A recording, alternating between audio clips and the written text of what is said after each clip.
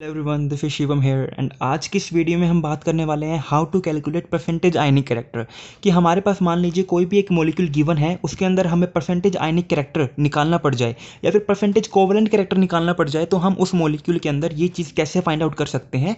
तो देखिए, अगर मैं इस टॉपिक की बात करूँ तो ये केमिकल बॉन्डिंग का एक टॉपिक है एंड बहुत इंपॉर्टेंट टॉपिक है। एंड इसकी इंपॉर्टेंस इतनी क्यों है, क्योंकि इसके अंदर देखिए काफ़ी सारी चीज़ें जो है वो इंटर रिलेट होती है, काफ़ी सारी चीज़ें इंक्लूड होती है। जैसे कि हमारे पास इसके अंदर यूनिट्स, इसके अंदर बहुत सारी यूनिट्स यूज़ होती हैं।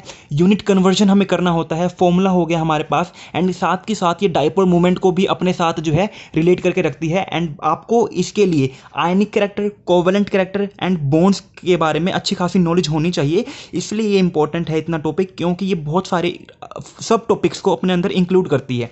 तो इस टॉपिक को स्टार्ट करने से पहले मैं आपको थोड़ा सा बेसिक बताना चाहूँगा डिफरेंट बॉन्ड्स के बारे में, ताकि आपको थोड़ी सी नॉलेज हो जाए, थोड़ी सी चीज़ों का आपको पता चल जाए। एंड ये टॉपिक में आपको ये जो हमें फाइंड आउट करनी है, कैलकुलेशन करनी है, इसको मैं आपको एक न्यूमेरिकल की हेल्प से समझाऊंगा, ताकि आपको कुछ भी प्रॉब्लम ना रहे बाद में। तो चलिए स्टार्ट करते हैं। अगर मैं थोड़ा सा आपको बेसिक बताऊं तो हमारे पास देखिए दो टाइप के मॉलिक्यूल होते हैं।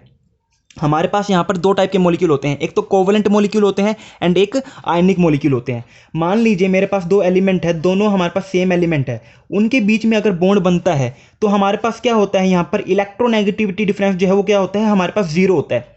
मैंने क्या कहा, हमारे पास अगर दो सेम टाइप के एलिमेंट जो है वो मिलकर एक मॉलिक्यूल बनाते हैं तो वहाँ पर हमारे पास इलेक्ट्रोनेगेटिविटी डिफरेंस क्या होता है, जीरो होता है। एंड इसी वजह से हमारे पास ये जो बॉन्ड होता है वो कैसा बॉन्ड होता है, हमारे पास नॉन पोलर बॉन्ड होता है। ये बॉन्ड हमारे पास कैसा हुआ, नॉन पोलर बॉन्ड। एंड इस बॉन्ड को हम क्या कहते हैं, इस बॉन्ड को हम कहते हैं कोवेलेंट बॉन्ड। ठीक है, कोवेलेंट बॉन्ड के बारे में आपको पता चल गया होगा। हमारे पास क्या होता है कि अगर मेरे पास दो सेम एलिमेंट मिलकर एक मॉलिक्यूल फॉर्म करते हैं, वहां पर क्या होगा, इलेक्ट्रोनेगेटिविटी डिफरेंस जो है वो जीरो होगा। एंड उस बॉन्ड को हम क्या कहते हैं, नॉन पोलर बॉन्ड कहते हैं। अब देखिए, पोलैरिटी तो है ही नहीं। पोलैरिटी क्या होती है हमारे पास, पॉजिटिव नेगेटिव चार्ज जो होता है उसी को तो हम पोलैरिटी कहते हैं ना। जब मेरे पास सेम टाइप के एलिमेंट्स प्रेजेंट है, उनके बीच में कोई इलेक्ट्रोनेगेटिविटी डिफरेंस है ही नहीं, तो वहां पर पोलैरिटी जनरेट कैसे हो जाएगी। एंड इसलिए हम इन्हें क्या कहते हैं, नॉन पोलर बॉन्ड। एंड इस बॉन्ड को हम क्या कहते हैं, यानी कि कोवेलेंट बॉन्ड। यानी कि कोवेलेंट बॉन्ड हमारे पास क्या होते हैं, नॉन पोलर बॉन्ड होते हैं। एंड एक इंपॉर्टेंट बात यहां पर हमारे पास क्या है कि हमारे पास 100% कोवेलेंट मॉलिक्यूल जो है, हमारे पास 100% कोवेलेंट मॉलिक्यूल नेचर में एग्जिस्ट करते हैं। ठीक है, यानी कि ऐसे मॉलिक्यूल जिनके अंदर 100% कोवेलेंट कैरेक्टर प्रेजेंट है बॉन्ड के अंदर, वो मॉलिक्यूल एग्जिस्ट करते हैं। इंपॉर्टेंट बात है, इसको नोट डाउन कर लो, क्योंकि ये छोटे छोटे पॉइंट्स आपकी नॉलेज को इंक्रीज करते हैं। छोटे छोटे पॉइंट्स आपको क्वेश्चन सॉल्व करने में हेल्प करते हैं। अब अगर मैं दूसरी बात आपको बताऊं, अगर मान लीजिए मेरे पास दो एलिमेंट है, एक एलिमेंट ए है और एक एलिमेंट बी है। अगर ये दोनों मिलकर आपस में बॉन्ड बनाते हैं तो ऑब्वियस सी बात है, दोनों एलिमेंट डिफरेंट है, तो यहां पर कुछ ना कुछ इलेक्ट्रोनेगेटिविटी डिफरेंस पाएगा। यहां पर कुछ ना कुछ इलेक्ट्रोनेगेटिविटी डिफरेंस पाएगा, बेशक 0.5, 0.2, 0.1, 1, 2, 3 कुछ भी न्यूमेरिकल वैल्यू हो मान लीजिए। तो वहां पर अगर इलेक्ट्रोनेगेटिविटी डिफरेंस प्रेजेंट है तो बॉन्ड के अंदर यानी कि क्या प्रेजेंट होगा, पोलैरिटी प्रेजेंट होगी। पोलैरिटी से क्या मतलब है, यहां पर हमारे पास किसी के ऊपर डेल्टा पॉजिटिव एंड दूसरे एलिमेंट के ऊपर डेल्टा नेगेटिव चार्ज जो है प्रेजेंट होगा। एंड इस टाइप के बॉन्ड को हम क्या कहते हैं, इस टाइप के बॉन्ड को हम कहते हैं पोलर बॉन्ड। यानी कि बॉन्ड में क्या प्रेजेंट है, पोलैरिटी प्रेजेंट है। एंड हम इन कंपाउंड को क्या कहेंगे, आयनिक कंपाउंड। ठीक है, यहां पर हम क्या कहेंगे, इन्हें आयनिक कंपाउंड कहेंगे। अब एक बात इंपॉर्टेंट क्या है, हमारे पास नेचर के अंदर 100% आयनिक कैरेक्टर इंक्लूडिंग बॉन्ड या फिर ऐसे मॉलिक्यूल जिनके अंदर 100% आयनिक कैरेक्टर हो, वो एग्जिस्ट नहीं करते हैं।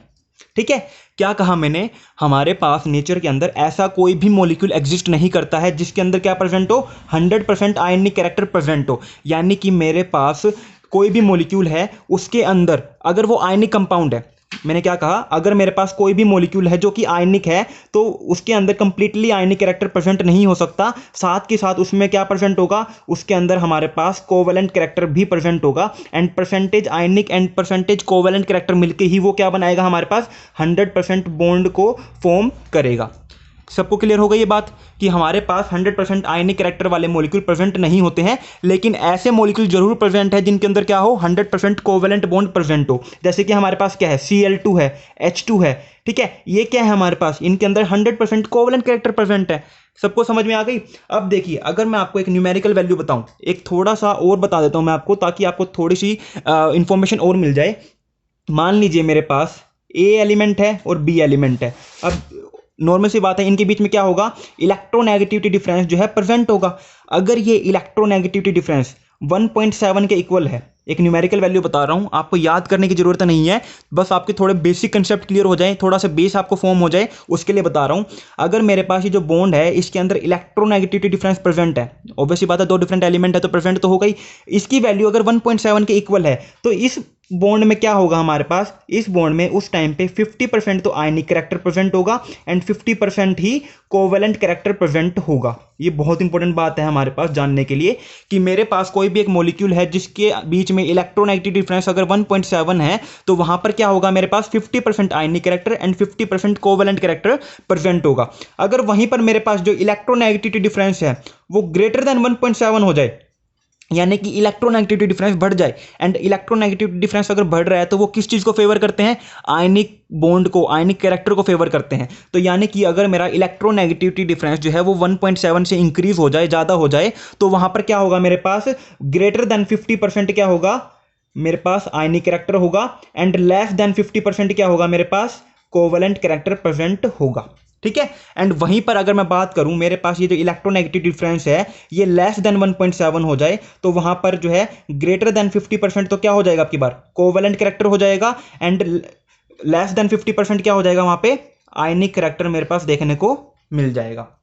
ये बात सबको क्लियर हो गई। ये सारी बेसिक बात थी जो आपको बॉन्ड्स के बारे में पता होनी चाहिए। एंड जो मेन इंपॉर्टेंट बात थी इसके अंदर वो क्या था कि हमारे पास ऐसे मॉलिक्यूल एग्जिस्ट करते हैं जिनके अंदर 50% आयनिक character and 50% covalent character present होंगे। अगर मेरे किसी भी मॉलिक्यूल को आयनिक कंपाउंड कहलाना है ना तो उसके अंदर इलेक्ट्रोनेगेटिविटी डिफरेंस क्या होना चाहिए, 1.7 से ज़्यादा होने चाहिए। ठीक है, यानी कि हम क्या कह सकते हैं, मान लीजिए मेरे पास कोई भी एक ऐसा मॉलिक्यूल है जिसके अंदर, कोई भी मेरे पास एक मॉलिक्यूल है जिसके अंदर क्या है, 60% तो कोवेलेंट कैरेक्टर है एंड 40%, क्योंकि percentage ionic character plus percentage covalent character कितना होता है मेरे पास, 100% होता है ना। तो 60% अगर कोवेलेंट कैरेक्टर है तो 40% क्या हो जाएगा, मेरे पास आयनिक कैरेक्टर हो जाएगा। अब मुझसे क्वेश्चन पूछा हुआ है कि बताओ इस मॉलिक्यूल को मैं कोवेलेंट कंपाउंड कहूंगा या फिर आयनिक कंपाउंड कहूंगा। तो ऐसे मॉलिक्यूल के लिए हमें क्या करना होता है, ऐसे मॉलिक्यूल के लिए हमें देखना होता है कि कौन सा कैरेक्टर ज्यादा है। अब यहां पर मेरे पास कोवेलेंट कैरेक्टर अगर ज्यादा है तो ये मेरे पास मॉलिक्यूल क्या कहला जाएगा, कोवेलेंट बॉन्ड मॉलिक्यूल कहला जाएगा,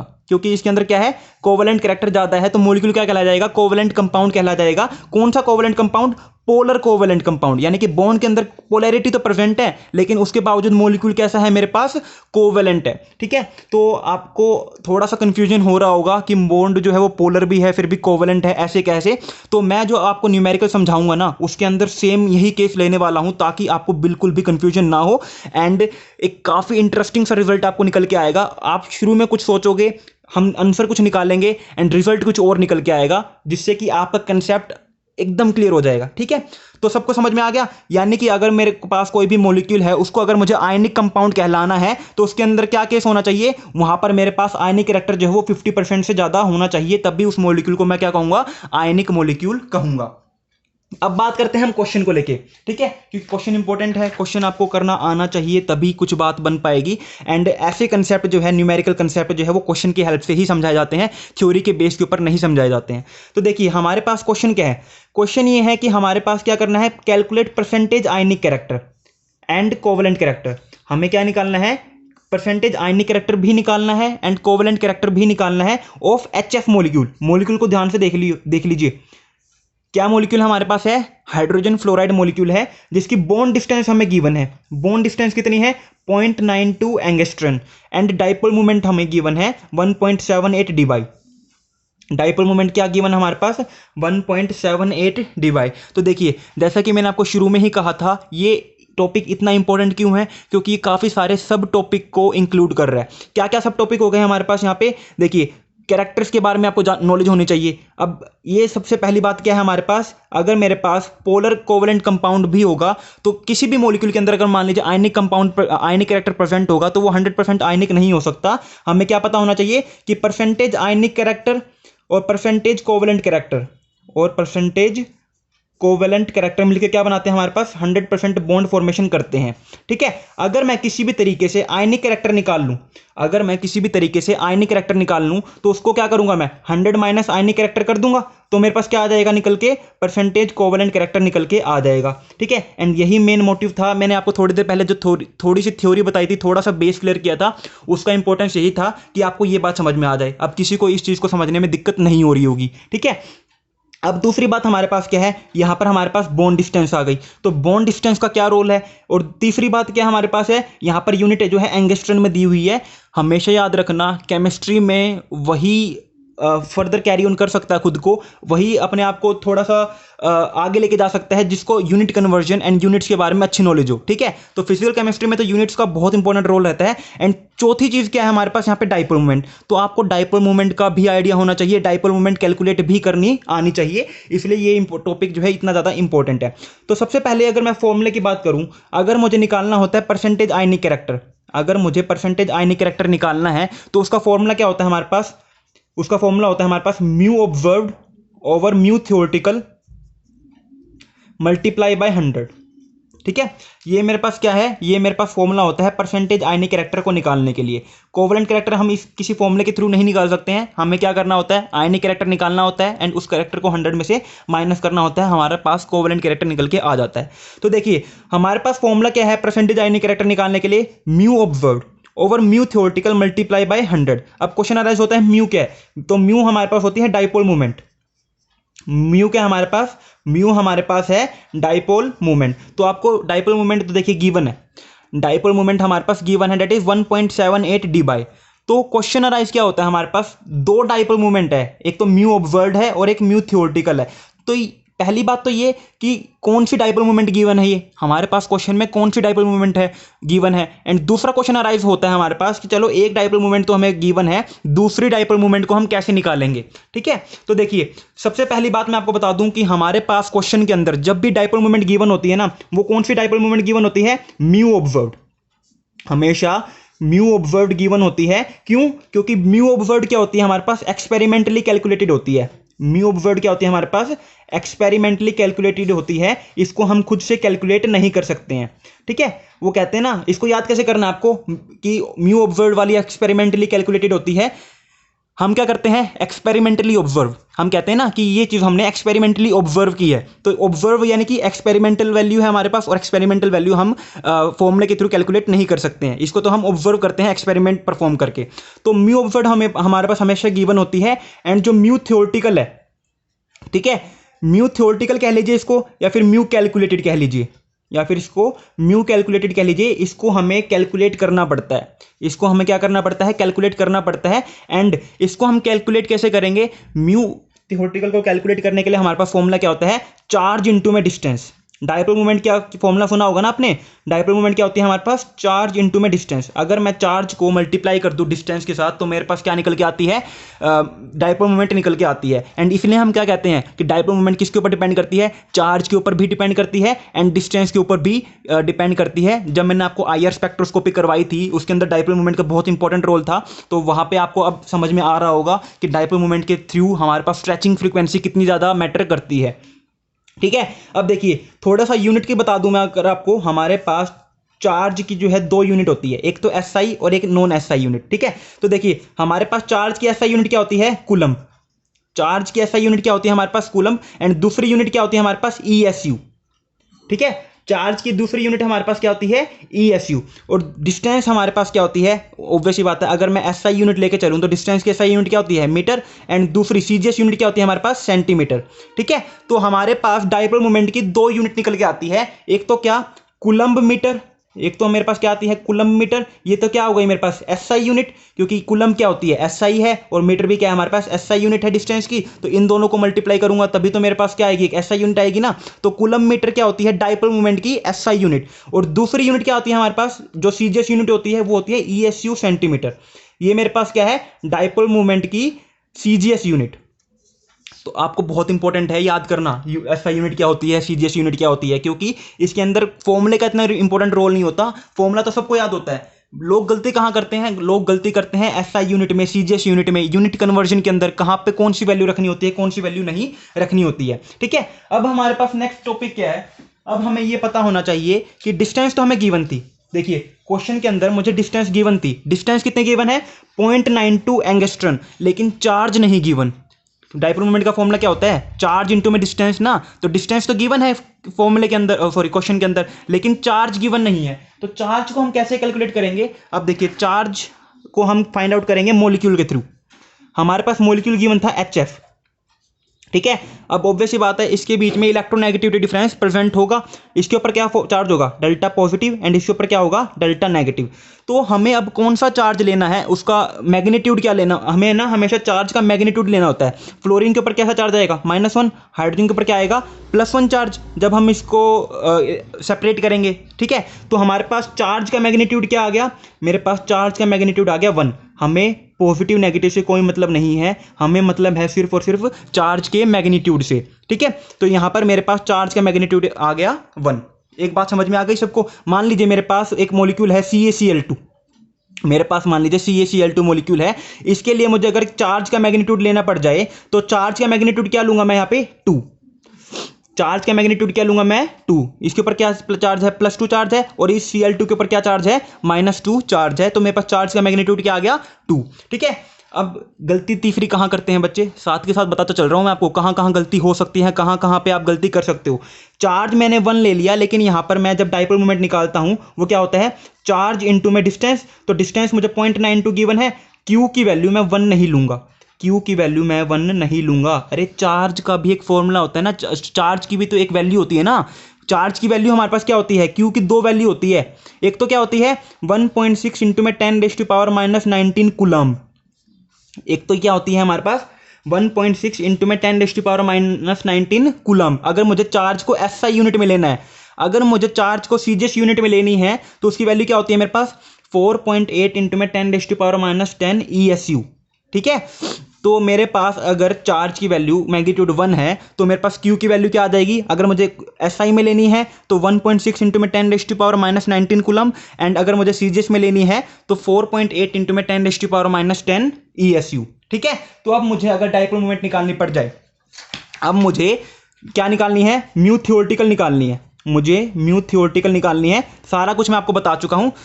तो म्यू थियोरेटिकल क्या होती है, चार्ज इंटू में डिस्टेंस। चार्ज की वैल्यू अगर मैं SI में निकाल लूंगा, सॉरी डाइपोल मोमेंट की वैल्यू अगर मैं SI में निकाल लूंगा, यहां पे क्या है SI में, डाइपोल मोमेंट SI में, तो क्या हो जाएगा मेरे पास 1.6 इंटू में 10⁻⁻19 कूलम्ब मल्टीप्लाई में 0.92, ये एंगस्ट्रॉन में गिवन था ना, ये एंगस्ट्रॉन में गिवन था, तो मुझे इसको क्या करना, कन्वर्ट करना पड़ेगा मीटर में, और 1 एंगस्ट्रॉन इक्वल टू में 10⁻⁻10 मीटर।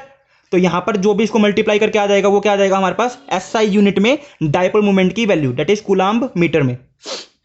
अगर मुझे मान लीजिए CGS यूनिट में निकालना पड़ जाए डाइपोल मोमेंट, तो मैं क्या करूंगा, मैं मल्टीप्लाई करूंगा 4.8 इंटू में 10⁻⁻10 कूलम्ब, सॉरी ESU, मल्टीप्लाई में 0.92 इंटू में 10⁻⁸ सेंटीमीटर, और यहां पे मेरे पास यूनिट क्या आ जाएगी अब इसकी ESU सेंटीमीटर डाइपोल मोमेंट की।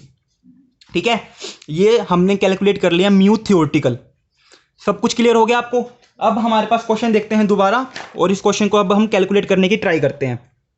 देखिए हमारे पास कैलकुलेट करना है परसेंटेज आयनिक कैरेक्टर को। ठीक है, और परसेंटेज आयनिक कैरेक्टर को कैलकुलेट करने का फॉर्मूला क्या होता है हमारे पास, percentage ionic character is equal to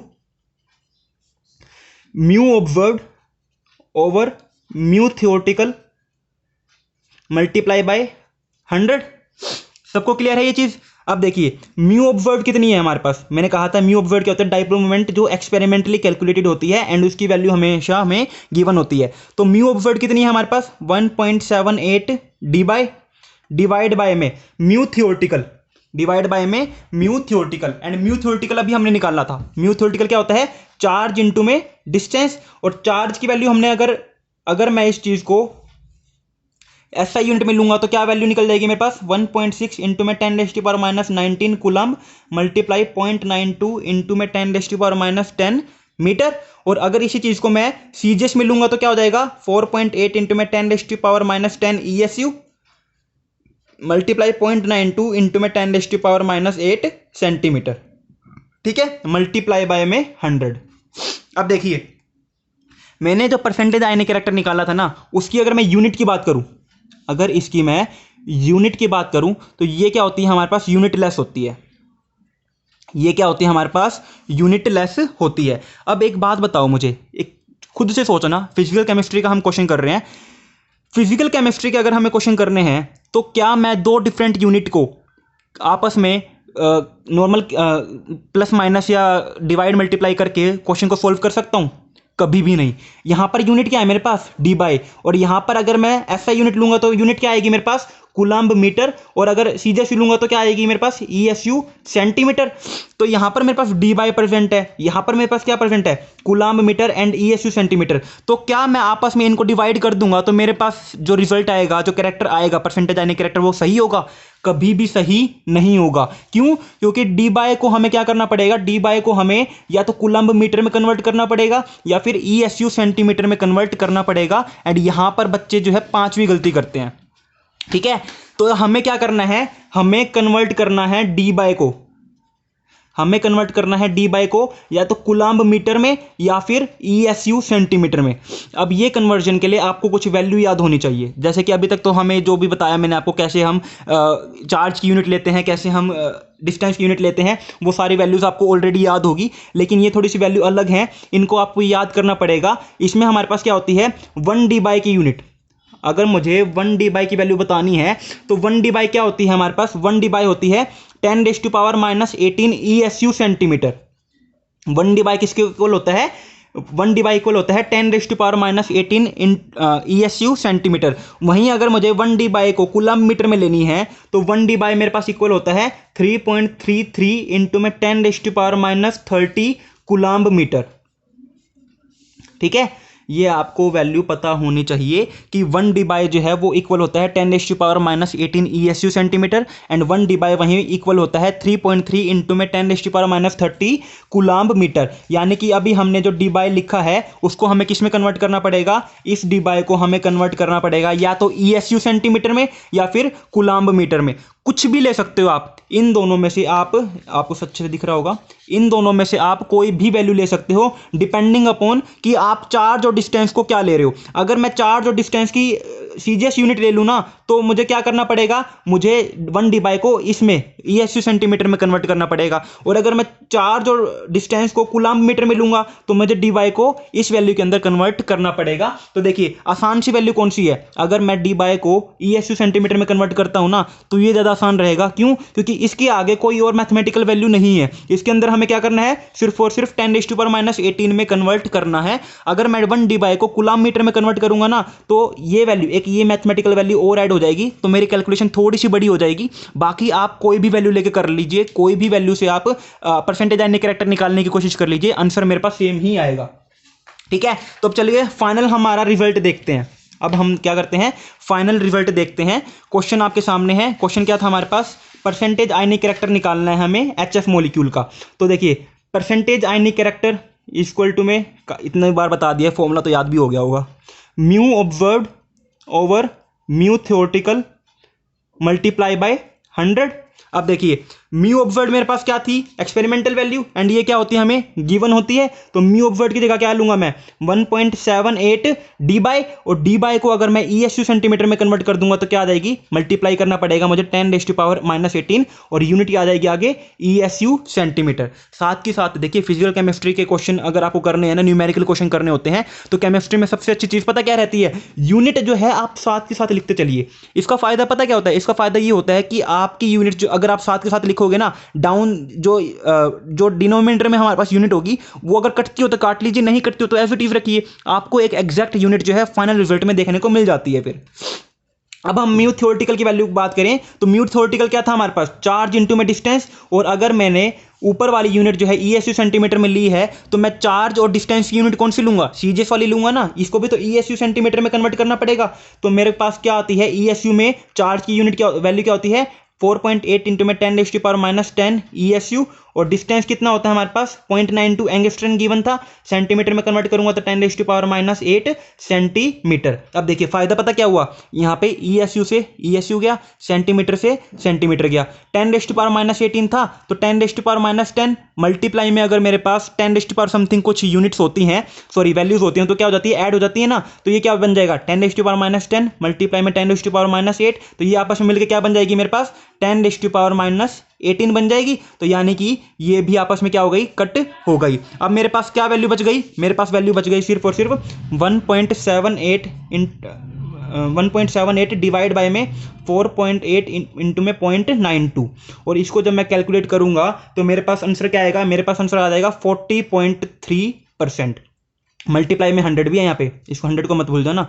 जब मैं इसको करूंगा तो मेरे पास परसेंटेज आयनिक कैरेक्टर क्या आ जाएगा 40.3% मुझे देखने को मिल जाएगा। यानी कि मेरे पास HF मॉलिक्यूल के अंदर परसेंटेज आयनिक कैरेक्टर कितना परसेंट है, 40.3% प्रेजेंट है। और अगर मुझे परसेंटेज कोवेलेंट कैरेक्टर निकालना पड़ जाए तो परसेंटेज कोवेलेंट कैरेक्टर कैसे निकालेंगे हम, 100 माइनस में परसेंटेज आयनिक कैरेक्टर, यानी कि 100 माइनस 40.3%, और ये मेरे पास कितना निकल के आएगा, ये निकल जाएगा मेरे पास 59.7%। अब देखिए, अब मेरे पास एक जो थ्योरी मैंने आपको बताई थी शुरू में, उसका क्या फ़ायदा है, अब आप कंफ्यूज हो जाते हैं कि मेरा आंसर गलत है। क्यों? क्योंकि HF देखने में हमें क्या लगता है, HF हमें आयनिक कंपाउंड लगता है। क्यों? क्योंकि अच्छा खासा इलेक्ट्रोनेगेटिव डिफरेंस इनके अंदर प्रेजेंट होगा, फ्लोरीन सबसे ज़्यादा इलेक्ट्रोनेगेटिव है एंड हाइड्रोजन उतना ही कम इलेक्ट्रोनेगेटिव हमें देखने को मिलता है। तो हम क्या सोचेंगे कि आयनिक कैरेक्टर, आयनिक कंपाउंड होगा ये, क्योंकि इतना ज़्यादा इसके अंदर इलेक्ट्रोनेगेटिविटी डिफरेंस प्रेजेंट है, बॉन्ड भी क्या है हमारे पास, पोलर है। लेकिन जब हमने कैलकुलेशन की तो हमारी कैलकुलेशन में परसेंटेज आयनिक कैरेक्टर तो कम आया और परसेंटेज कोवेलेंट कैरेक्टर क्या आया, ज़्यादा आया। तो आपको ये लगेगा क्वेश्चन सोल्व करते टाइम कि क्या पता शायद हमारा आंसर गलत आ गया है, क्योंकि परसेंटेज आयनिक कैरेक्टर ज़्यादा होना चाहिए था, तभी तो हम उसको कंपाउंड को आयनिक कंपाउंड कहेंगे। अब मेरे पास क्या है, कोवेलेंट कैरेक्टर ज़्यादा है, यानी कि ये मॉलिक्यूल मेरे पास क्या होगा, कोवेलेंट मॉलिक्यूल होगा। और आपका आंसर बिल्कुल सही है। HF जो है वो मेरे पास कैसा मॉलिक्यूल होता है, HF मेरे पास पोलर कोवेलेंट मॉलिक्यूल होता है। ये क्या है मेरे पास, पोलर कोवेलेंट मॉलिक्यूल, और ये हम कैलकुलेशन से भी बता पाए हैं। इसी तरीके से तो किसी भी मॉलिक्यूल के बारे में हम बताते हैं कि ये आयनिक कंपाउंड है या कोवेलेंट कंपाउंड है, ठीक है, क्योंकि मेरे पास परसेंटेज कोवेलेंट कैरेक्टर क्या आया है, मॉलिक्यूल के अंदर ज़्यादा आया है, यानी कि मेरे पास मॉलिक्यूल क्या है, कोवेलेंट मॉलिक्यूल है, एंड इसके अंदर क्या प्रेजेंट है हमारे पास, आयनिक कैरेक्टर भी प्रेजेंट है, कितना 40.3%, यानी कि मॉलिक्यूल कैसा हो गया मेरे पास, पोलर कोवेलेंट मॉलिक्यूल, ये आयनिक मॉलिक्यूल नहीं है। और थोड़ा सा आप खुद भी सोच सकते थे कि मेरे पास आयनिक मॉलिक्यूल में क्या होता है, अनइक्वल शेयरिंग, आयनिक मॉलिक्यूल में क्या होता है, एक एलिमेंट जो है वो दूसरे एलिमेंट को अपना पूरा का पूरा इलेक्ट्रॉन दे देता है। हाइड्रोजन के पास सिर्फ और सिर्फ एक ही इलेक्ट्रॉन प्रेजेंट है, अगर ये पूरा का पूरा इस इलेक्ट्रॉन को ये दे देगा, क्योंकि फ्लोरीन तो दे नहीं सकता, फ्लोरीन तो ज़्यादा इलेक्ट्रोनेगेटिव है, अगर हाइड्रोजन अपना इलेक्ट्रॉन इस फ्लोरीन को डोनेट कर देगा कंप्लीटली, तो इसके पास क्या प्रेजेंट हो गए, 0 इलेक्ट्रॉन हो गए। तो ये क्या एग्जिस्ट कर पाएगा 0 इलेक्ट्रॉन के साथ, नहीं कर पाएगा। इसलिए जो है यहाँ पर ये शेयरिंग करते हैं rather than ionic bond formation, ठीक है। कोवेलेंट मॉलिक्यूल में क्या होता है, हमारे पास शेयरिंग तो होती है ना, तो यहाँ पे हमारे पास शेयरिंग देखने को मिलती है। कोवेलेंट यहाँ पे हमें कंप्लीटली इलेक्ट्रॉन ट्रांसफर देखने को नहीं मिलता है। तो ये था हमारे पास पूरा का पूरा कंसेप्ट कि हम किसी भी मॉलिक्यूल के अंदर परसेंटेज आयनिक कैरेक्टर या फिर परसेंटेज कोवेलेंट कैरेक्टर कैसे फाइंड आउट कर सकते हैं। आई होप आपको वीडियो अच्छी लगी होगी, सब कुछ समझ में आ गया होगा। अगर कहीं पर भी कुछ भी समझ में नहीं आए या फिर कोई डाउट रह जाए तो आप मुझे कमेंट सेक्शन में कमेंट कर सकते हो, या फिर अगर आपको कुछ भी पूछना हो मुझसे तो आप मुझे इंस्टाग्राम पर मैसेज ड्रॉप आउट कर सकते हो। जो मेरी इंस्टाग्राम ID है वो है shivam898। यहाँ पर जाकर आप मुझे किसी भी टाइप का मैसेज कर सकते हो अपनी किसी भी टाइप की क्यूरी को लेके। अगर वीडियो अच्छी लगे तो अपने फ्रेंड्स के साथ शेयर करना भी मत भूलेगा, एंड वीडियो को लाइक करना भी मत भूलेगा। So thank you very much, have a good day.